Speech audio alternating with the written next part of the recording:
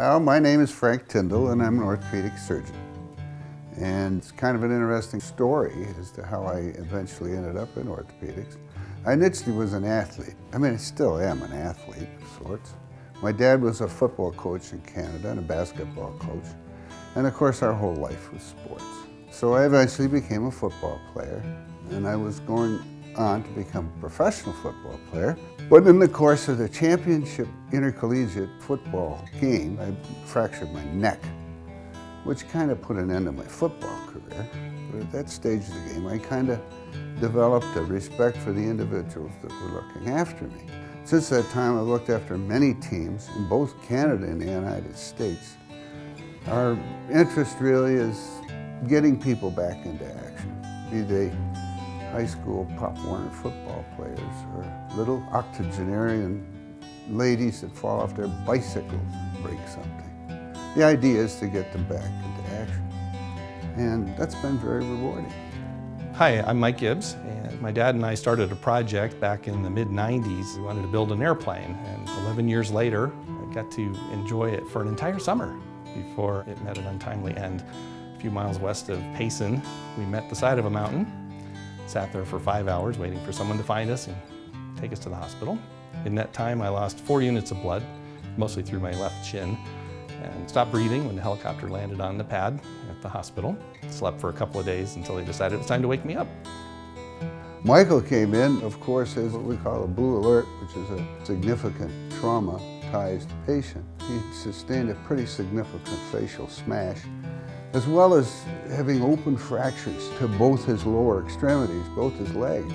This was complicated by the fact that hot oil had dripped on his legs and virtually burned his skin. He had third-degree burns over the skin of both his legs, which precluded us from doing anything specifically with the bones at the time, like fixing them with internal fixation devices such as plates and screws, because the plates would have been sitting right out in the open air.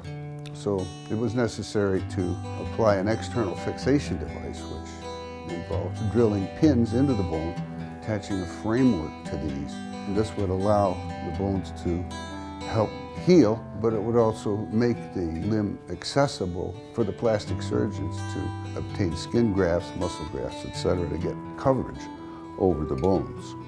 So he was a challenge from the get-go. I didn't know it, but it was my passenger's wife, who's a medical doctor, who had called over here and asked for Dr. Tindall and my plastic surgeon as well. And so they were handpicked. Since I broke both legs below the knee, that was the main thing. And I guess the initial surgery was due to the fact that they couldn't find a pulse in my foot. So they said, yeah, we got to get on that right away. So I had external fixators or halos on my legs for about 4 months. And then I graduated to fracture braces, which was great because finally I could sleep on my side again. And then a year of physical therapy later, back on my feet, riding motorcycles, bicycles, flying airplanes again, driving my car, hiking. So between the titanium plate in the wrist and the 55 screws and 24 plates in my face, all around the eye orbitals and jawbone and stuff, everyone thinks that I will set off the machines at the airport, but I don't, so.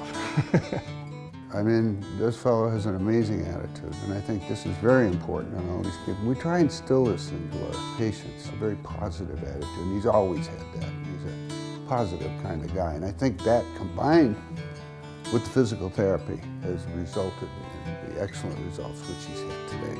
One of the things that's just amazed me about Dr. Tindall and his assistant Char, they both have such great senses of humor. We just had an instrument rapport, and so really put you at ease even when you're really busted up. And you know, some people are concerned about your prognosis, but you feel positive because they have a positive attitude, and it's contagious.